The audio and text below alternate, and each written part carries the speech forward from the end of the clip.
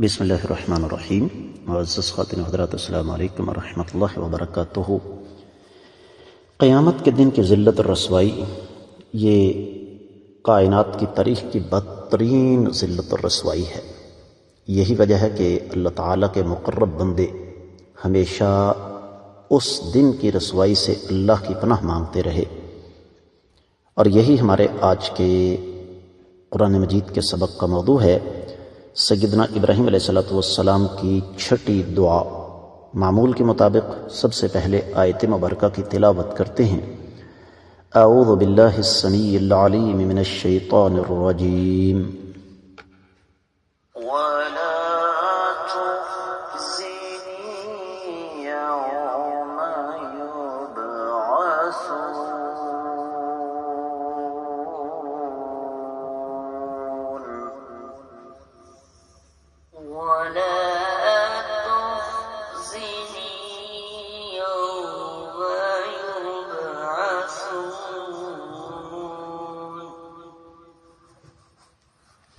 معزز خواتین حضرات، رب کائنات کی پاکیزہ کتاب قرآن مجید 19واں پارہ سورۃ الشعراء اور آیت مبارکہ ہے 87۔ سیدنا ابراہیم علیہ السلام نے اللہ تعالیٰ سے دعا فرمائی، وَلَا تُخْزِنِي، اور مجھے رسوا نہ کرنا، یوما، جس دن یبعثون، لوگوں کو دوبارہ اٹھایا جائے گا، لوگ دوبارہ اٹھائے جائیں گے۔ با محاورہ ترجمہ، اے رب کائنات، مجھے اس دن رسوا نہ کرنا جس دن لوگ مرنے کے بعد دوبارہ اٹھائے جائیں گے۔ امام ابن کثیر رحمۃ اللہ علیہ اس آیت مبارکہ کی تفسیر بیان کرتے ہوئے ارشاد فرماتے ہیں کہ اس کا معنی یہ ہے، اجرنی من الخزي یوم القیامت ویوم یبعث الخلائق اولهم وآخرهم، اے رب کائنات، مجھے اس دن کی ذلت اور رسوائی سے بچا لینا جو قیامت کا ہے، اور جس دن ساری کی ساری مخلوق اللہ تعالیٰ کے سامنے پیش کی جائے گی، شروع سے لے کر آخر تک۔ امام بخاری رحمۃ اللہ علیہ کے واسطے سے ایک روایت امام ابن کثیر رحمۃ اللہ علیہ لے کر آئے ہیں، اور یہ روایت صحیح بخاری میں 4768ویں ہے۔ نبی علیہ السلام نے ارشاد فرمایا کہ قیامت والے دن سیدنا ابراہیم علیہ السلام کی اپنے والد سے ملاقات ہوگی۔ آپ دیکھیں گے کہ ان کے والد کا منہ ذلت اور گرد و غبار سے آلودہ ہو رہا ہے، اور اس وقت آقا علیہ السلام اللہ ملک العلم رب الجلال والاکرام کی بارگاہ میں عرض کریں گے، الہ العالمین، آپ نے مجھ سے وعدہ فرمایا تھا کہ مجھے قیامت والے دن رسوا نہیں کریں گے۔ اللہ تعالیٰ فرمائیں گے، ابراہیم سنو، جنت تو کافروں پر قطعی طور پر حرام ہے۔ اور صحیح بخاری ہی کی ایک روایت ہے 3350ویں کہ سیدنا ابراہیم علیہ السلام اپنے والد کو اس حالت میں دیکھ کر فرمائیں گے کہ ابا جی دیکھیے، میں نے آپ سے کہا تھا کہ میری نافرمانی نہ کرنا، تو باپ کا جواب ہوگا، اب نہیں کروں گا۔ تو سیدنا ابراہیم علیہ السلام اللہ کی بارگاہ میں عرض کریں گے، الہ العالمین، آپ نے مجھ سے وعدہ کیا ہے کہ آپ اس دن مجھے رسوا نہیں فرمائیں گے، اب اس سے بڑھ کر اور رسوائی کیا ہو سکتی ہے کہ میرا باپ اس طرح رحمت سے دور رہے۔ اللہ تعالیٰ فرمائیں گے، اے میرے خلیل علیہ السلام، میں نے جنت کو کافروں پر حرام کر دیا ہے۔ پھر اللہ تعالیٰ فرمائیں گے کہ اے ابراہیم، اپنے پاؤں میں دیکھیے۔ تو جب وہ اپنے قدموں کو دیکھیں گے تو ایک بدصورت بچھو کیچڑ پانی میں لتھڑا کھڑا ہے، اس کے پاؤں پکڑ کر اسے جہنم میں پھینک دیا جائے گا۔ بقول امام ابن کثیر رحمۃ اللہ علیہ، یہ ان کا والد ہے جس کی شکل تبدیل کر دی جائے گی اور اس کو اس کی جگہ پر پہنچا دیا جائے گا۔ تو اللہ تعالیٰ اپنا وعدہ بھی پورا فرما دیں گے کہ سیدنا ابراہیم علیہ السلام کے بارے میں کسی کو پتہ نہیں چلے گا کہ یہ ان کا والد ہے۔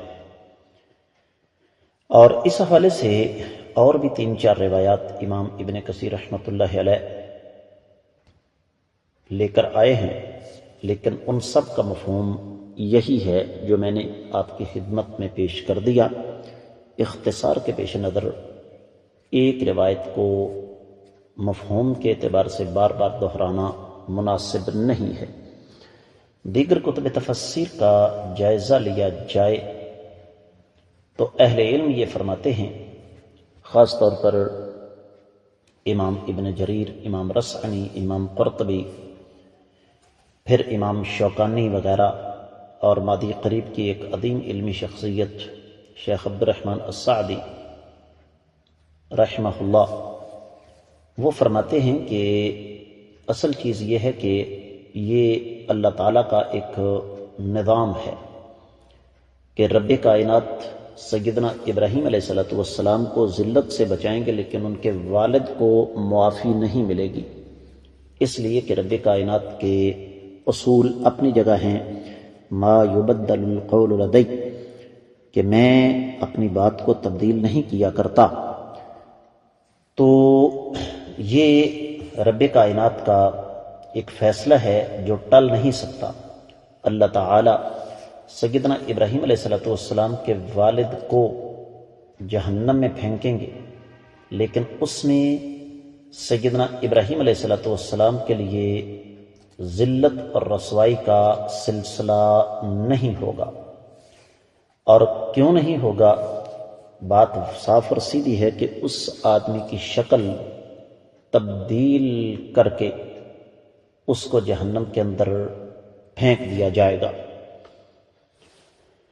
اللہ اکبر۔ لیکن یہ مرحلہ اتنا آسان نہیں ہے معزز خاتم حضرات۔ سیدنا ابراہیم علیہ السلام اس مرحلے کو کیسے برداشت کریں گے، یہ صرف محسوس کیا جا سکتا ہے، اور وہ بھی محسوس کر سکتے ہیں اہل درد، ورنہ جن کو کوئی پرواہ نہیں ان کے نزدیک یہ بڑی عام سی بات ہے، لیکن حقیقت میں یہ عام سی بات نہیں ہے۔ اور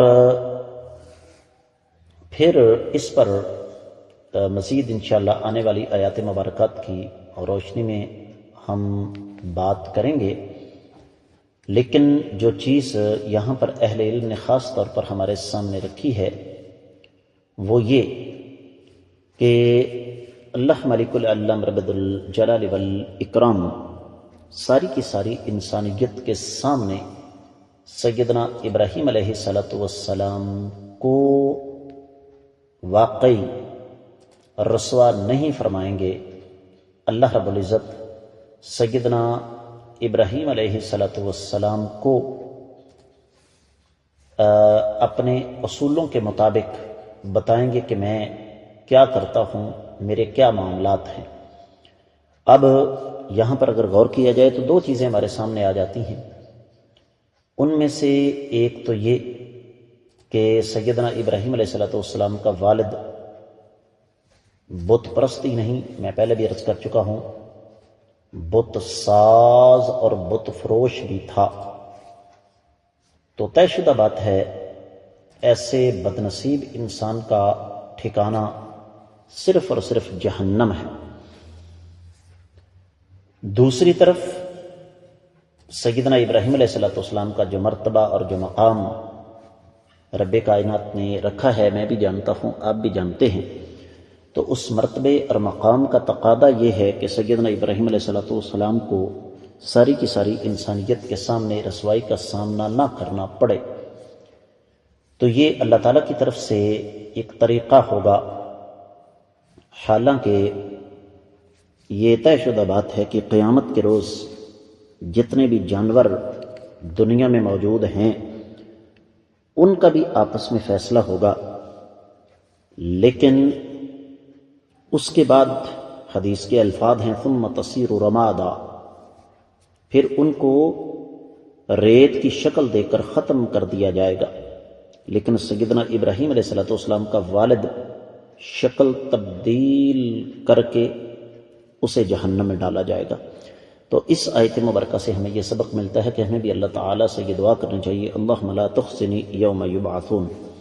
اس کے ساتھ ہی اس آیت مبارکہ کی مختصر تفسیر مکمل ہوتی ہے۔